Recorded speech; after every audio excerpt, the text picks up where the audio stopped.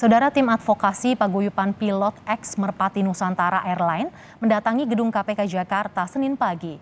Tim advokasi paguyuban pilot ex Merpati Airlines ini melaporkan dugaan tindak pidana korupsi. Tim advokasi paguyuban pilot ex Merpati Nusantara Airlines mendatangi gedung KPK untuk melaporkan haknya yang belum dibayarkan perusahaan. Padahal pemerintah telah menunjuk PT Perusahaan Pengelola Aset untuk merestrukturisasi perusahaan yang salah satunya membayarkan hak karyawan yang belum terbayarkan. Mantan karyawan Merpati Airlines menduga ada kejanggalan dan dugaan tindak pidana korupsi yang membuat hak mereka belum terbayarkan hingga kini. Saudara, informasi lebih lengkap kita sapa jurnalis Kompas TV Putri Oktaviani di gedung KPK Jakarta. Selamat siang Putri, bukti apa saja yang disampaikan kepada KPK oleh tim advokasi paguyuban pilot ex Merpati Nusantara Airline terkait dengan laporan mereka? Ya, selamat siang Mercy dan juga saudara. Tadi ada sejumlah bukti yang memang dibawa oleh perwakilan ex-pilot Merpati Nusantara Airlines juga kuasa hukumnya. Di antaranya kami sebutkan, yakni yang pertama adalah dokumen hasil rapat kerja bersama dengan Komisi 6 DPR RI soal penyelamatan sejumlah BUMN, salah satunya adalah Merpati Airlines, kemudian surat pernyataan program P5, lalu surat pengakuan hutang yang diterbitkan Merpati Nusantara Airlines, lalu putusan homologasi yang diterbitkan Pengadilan Niaga Surabaya, lalu surat perdamaian yang diterbitkan oleh PT Merpati Nusantara Airlines.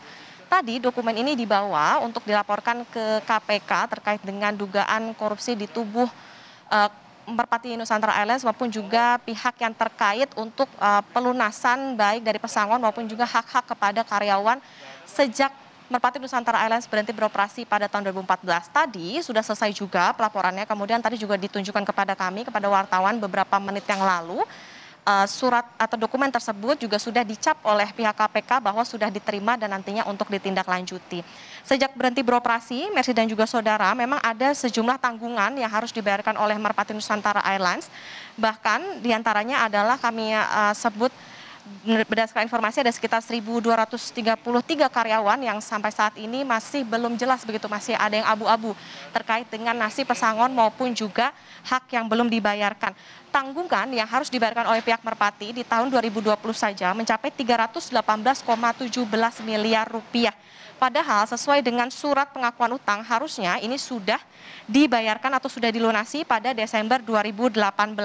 Dana pensiun pun juga tak kunjung dibayarkan, apalagi sejak yayasan yang menaungi terkait dengan pensiun dari ex-karyawan Merpati ini sudah dibubarkan sejak 22 Januari 2015.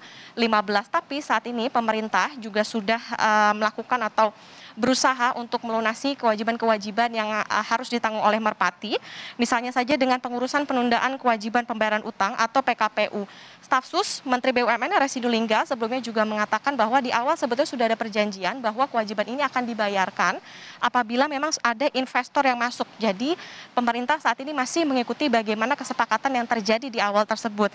Dan sejak itu juga langkah yang diambil oleh Merpati Nusantara Airlines adalah dengan melalui atau merestrukturisasi melalui PT Perusahaan Pengelola Aset atau PPA dengan penyertaan modal. Waktu itu tahun 2015 disepakati adalah penyertaan modal negaranya adalah 500 miliar rupiah, di mana sebagian adalah untuk mengurusi hak karyawan, kemudian sebagian lagi adalah untuk administrasi. Nah, ini yang dilaporkan oleh ex-pilot Merpati Nusantara Airlines bahwa mengapa sebetulnya sudah ada proses yang dilakukan oleh PT PPA tapi belum juga dibayarkan atau bahkan belum sepenuhnya dibayarkan oleh Merpati Nusantara Airlines. Ini yang nantinya tentu akan kita pantau bagaimana pelaporan yang dilakukan di KPK Jakarta.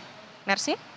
Sejumlah kejanggalan disampaikan oleh tim advokasi paguyuban pilot ex Merpati Nusantara Airline. Lantas apa harapan mereka terkait pelaporan ini?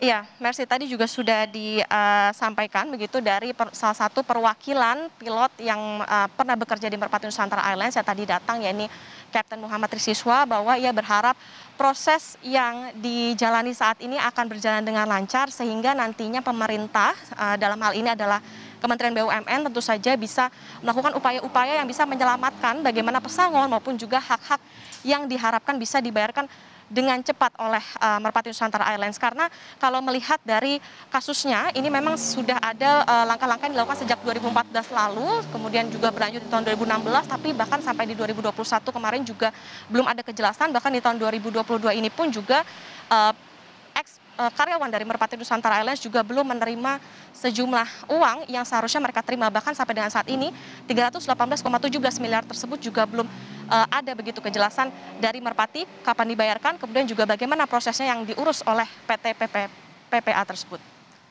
Terima kasih Putri Oktaviani, jurnalis Kompas TV melaporkan langsung dari gedung KPK.